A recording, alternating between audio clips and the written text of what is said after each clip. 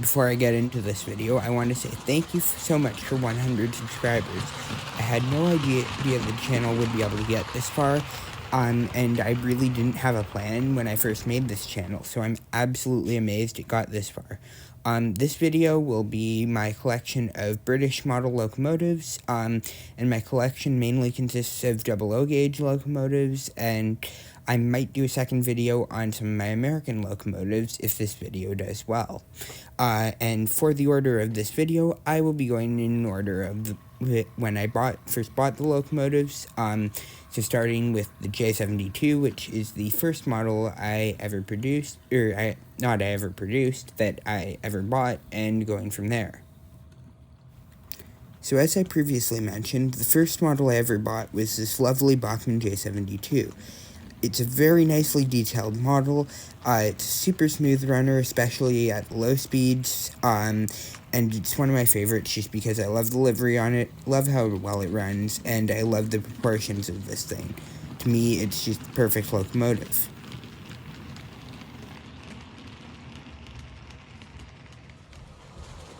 Up next is what I would say is the opposite of the J72, both in size and also in the fact of how unimpressed I was with this model, whereas I was very impressed with the J72. This next model is the Hornby P2, and I have to say this is the worst model I have ever purchased. Now, before I get too far into this, it is a Hornby Railroad model, so the detail isn't that great, which you would expect. However, what you wouldn't expect is that this model is a very inconsistent runner at slower speeds, and straight out of the box, it was inconsistent at high speeds as well. It also absolutely loves to derail on basically any switch or slightly uneven bit of track.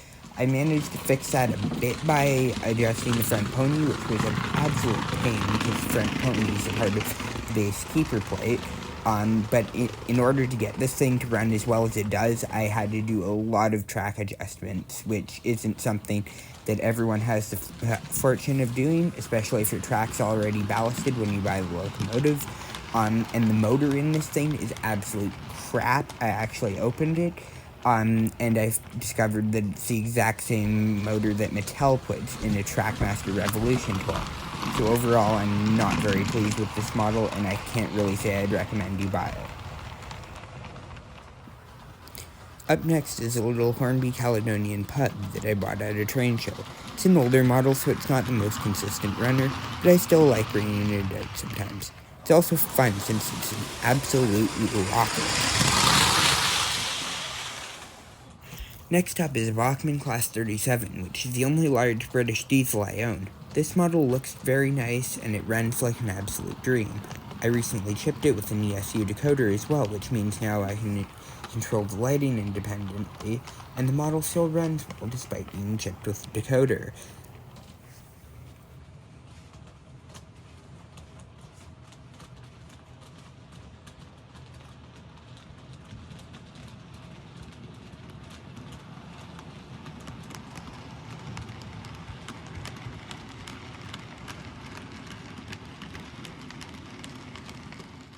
The next model is a lovely little Hornby Terrier that I got for Christmas a few years ago. It didn't run well at first, as it had been sitting in its box for several years and all the lubricant had dried up, but after re-lubricating it, it ran well, and now it's a nice model, although it doesn't run as well as some at slow speeds, which I assume is most likely due to the motor choice in this, as it's more similar in size as to what's in N-gauge and TT-gauge locomotives. Next up is a Bachmann Austerity. I bought this one a little while back at a train show, and for its age it's a fairly good runner. It is a little bit jerky at low speeds, and it's an older version of the Bachmann Austerity with the older motor, but other than that it's fine. Only other problem I have is that one of the handrails was broken off by the previous owner, but I plan on rectifying that with a piece of wire and don't think that should be too hard. Next up is the lovely Bachmann Robinson 04.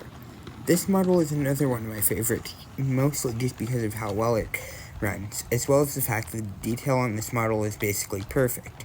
It's not the most complex locomotive ever, but it's all it needs to be. It's also very serviceable and easy to maintain, and is a very good runner. I really couldn't ask for anything more from this model. Bachmann are easily one of my favorite companies, and they never miss.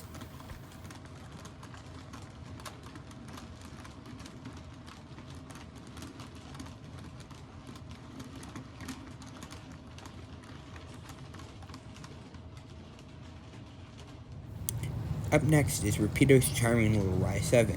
I've already done a review on this model, so I'm not going into too much detail.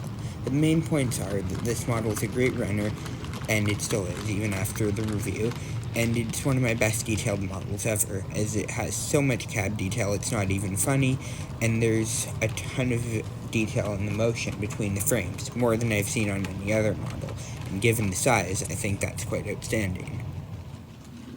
Another amazing model from Bachmann is the Webb coal tank.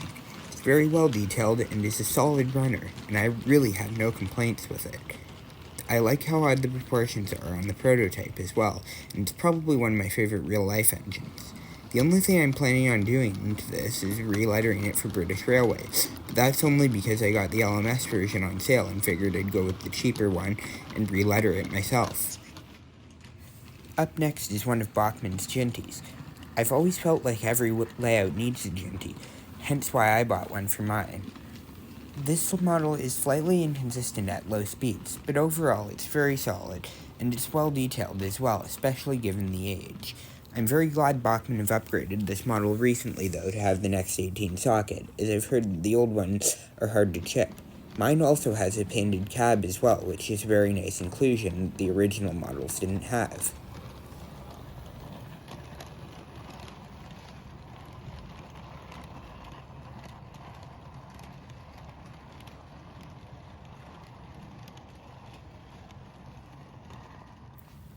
Next up is a Class 08 from Bachmann. I always knew I'd need a little 08 or some other shunter in diesel for my layout, so I jumped on this one when I found it for a good price. The model's detailed enough, and I see no reason to get the new tooled version from Bachmann. This model is also geared very sensibly, which means it has a great slow speed. I really don't have anything more to say with this model other than I really enjoy running it, and it's a perfect shunter for my layout. And I run it anytime I'm not using Genty as my shunter. Still need to get an LNER shunter though. That way I have a BR diesel shunter, BR steam shunter, and an LNER shunter.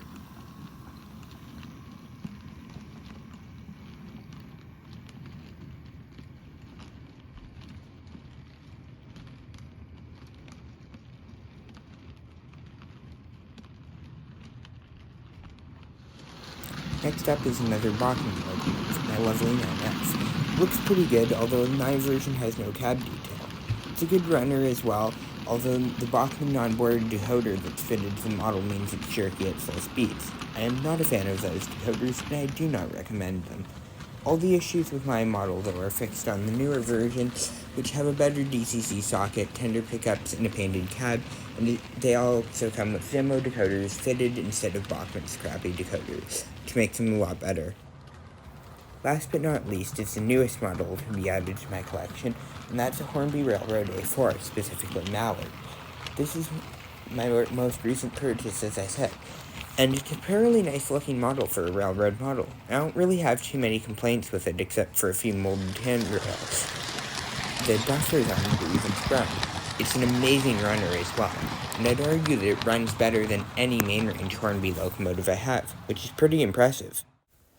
I also have some non-running locomotives, an IVAT 2MT from Bachmann, and a Hornby Flying Scotsman and Hornby H-Class. The IVAT 2 should be an easy fix, as a pin on the valve gear just came out of place and I need to buy a tool to put it back in place.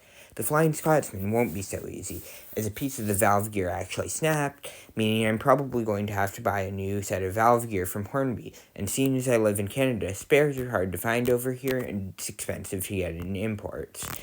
The H-Class needs a new motor, as these models have a problem with the motor, and my old one burned out, and I'm planning on fitting a coreless motor to replace it. That's all for this video. Thank you for watching, and thank you so much for 100 subscribers. I would have never expected that, and I could not be any more grateful.